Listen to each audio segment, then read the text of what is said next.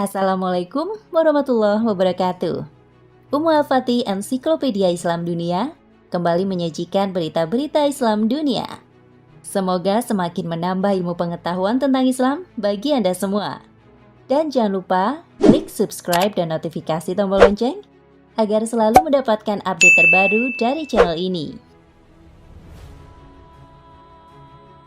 Sebelum beranjak lebih jauh, ulasan ini hanya bermaksud untuk membuka sedikit pintu dalam masalah ini. Dalam artian hanya sebagai pemantik, berharap ada diskusi lebih lanjut dalam pembahasan yang sangat urgent. Dan insya Allah Ta'ala akan menambah khasanah pemikiran kaum muslimin. Tema ini adalah tema bayangan, menerawang jauh ke depan. Berawal dari penghayalan dan pengandaian, apakah mungkin? Apakah mungkin? Namun semua tahu ada kaidah yang disepakati banyak orang bahwa tidak ada yang tidak mungkin. Kalimat ini adalah kalimat yang sering keluar dari para motivator saat speech. Namun tidak ada salahnya jika kita menggunakan kaidah ini dalam pembahasan yang rumit ini. Setelah ditelaah, dalam lembaran demi lembaran Al-Quran dibuka kembali, maka apa yang disebut-sebut sebagai mantra asing dan menakutkan, The New World Order, memang benar-benar nyata. Benar-benar ada. Dan saat ini sedang mengarah kepadanya. Sebelum kita beranjak lebih jauh, mungkin masih ada dari kita yang belum tahu apa itu The New World Order. Tidak mengapa, karena memang isu ini adalah isu bayangan. Isu yang hanya dilirik oleh sebagian orang dan kebanyakan orang enggan dengan isu ini. Mungkin karena memang tidak tahu atau tahu tapi tidak ingin ambil pusing. The New World Order merupakan mantra yang sering keluar di buku-buku bertema Zionisme, Satanik, dan Freemasonry.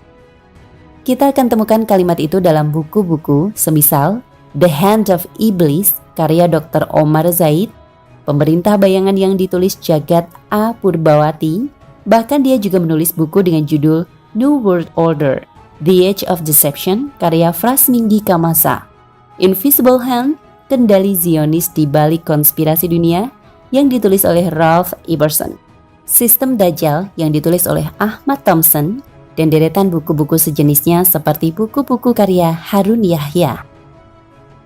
Secara singkat yang dimaksud dengan New World Order adalah sebuah sistem pemerintahan dengan 3 aspek kehidupan baru, sebagaimana disebutkan oleh Tex Mars dalam bukunya Dark Majesty. Ketiga aspek tersebut adalah 1. Tatanan ekonomi, 1. Tatanan pemerintah dan pemerintahan, 1. Tatanan agama. Namun tunggu dulu, yang dimaksud 1 tatanan ekonomi bukanlah ekonomi Islam atau syariah. 1 tatanan pemerintah dan pemerintahan bukanlah dalam pandangan Islam. Dan 1 tatanan agama bukanlah agama Islam. Namun yang dimaksud dengan semua itu adalah tatanan dunia baru berdasarkan kekuasaan Dajjal. Mungkin sebagian dari kita menganggap pembahasan ini lebay karena membawa-bawa nama Dajjal. Namun tidak ada salahnya dan memang seharusnya tokoh yang bernama Dajjal ini kita sebut-sebut di sini karena memang dialah salah satu kunci utamanya.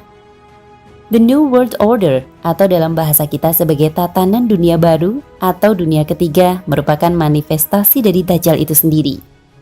Membahas Dajjal berarti membahas akhir zaman, dan membahas akhir zaman berarti membahas akhir perjalanan kehidupan manusia, surga atau neraka. New World Order dan Yahudi. Entah kenapa orang Yahudi, terutama Zionis dan Freemason, akrab sekali dengan yang namanya Dajjal dan segala bentuk konspirasi Dajjal. Ternyata Rasulullah SAW telah mengabarkan masalah ini dalam sebuah riwayat yang diriwayatkan oleh Imam Muslim hadis nomor 2944 dari Anas bin Malik radhiyallahu anhu.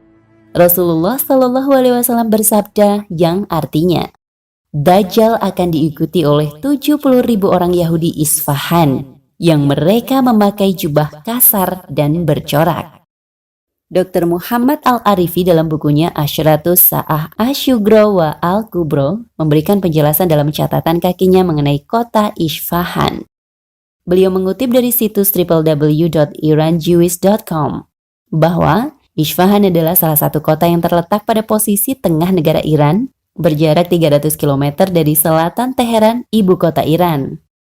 Berdasarkan data statistik, kota ini dihuni 25.000 sampai 30.000 orang Yahudi.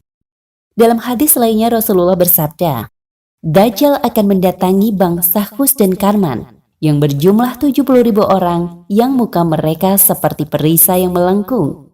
Hus adalah daerah yang sekarang bernama Khuzestan, bagian barat Iran. Sedangkan Karman terletak di tenggara Iran. Masih dalam bukunya Misteri Akhir Dunia, Al-Arifi mengutip sebuah paragraf dari kitab Talmud milik Yahudi yang isinya sebagai berikut. Tatkala Al-Masih muncul, maka bumi mengeluarkan tumbuh-tumbuhannya, pakaian dari wol, gandum yang bijinya seukuran hati sapi besar. Pada masa itu, kekuasaan akan kembali ke tangan Yahudi dan semua umat manusia akan menjadi pembantu Al-Masih dan akan tunduk kepadanya. Pada waktu itu, setiap orang Yahudi mempunyai 2.800 budak yang membantunya dan 310 orang asisten di bawah kekuasaannya. Namun Al-Masih tidak akan datang kecuali jika pemerintahan orang-orang jahat telah berakhir dan terwujudnya mimpi umat Yahudi dengan berdirinya negara Israel. Dan umat itu yang berkuasa atas umat lainnya ketika Al-Masih muncul. Sekarang yang menjadi pertanyaan, siapa Al-Masih dalam kepercayaan Talmud tersebut? Tidak lain dialah Dajjal, sang pendusta.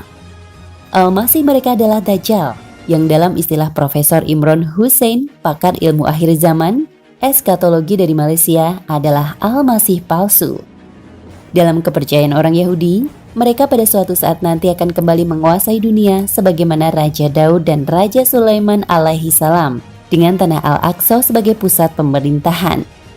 Maka dari sinilah mereka terhitung sejak PBB membagi tanah Palestina menjadi dua bagian pada tahun 1948, bagian kecil untuk Palestina dan bagian besar untuk para Yahudi. Kekuasaan yang ada dalam Talmud adalah kekuasaan yang dipimpin oleh Al-Masih Dajjal.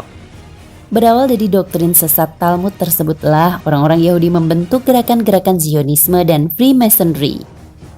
Jadi secara singkat bisa kita ambil kesimpulan bahwa Yahudi memang mempunyai hubungan yang intim dengan Dajjal, sebab Dajjal adalah Imam Mahdi bagi mereka, yang melalui kekuasaan Dajjal lah impian mereka tentang restorasi kerajaan Nabi Daud dan Sulaiman bisa terwujud. Nantikan kelanjutannya di bagian kedua. Wallahu a'lam bishawab. Nah pemirsa, inilah akhir kebersamaan kita. Mohon maaf jika dalam tayangan ini ada tayangan gambar dan narasi yang menyinggung hati. Semoga tayangan ini bisa menjadi hikmah dan ibroh bagi kita semua.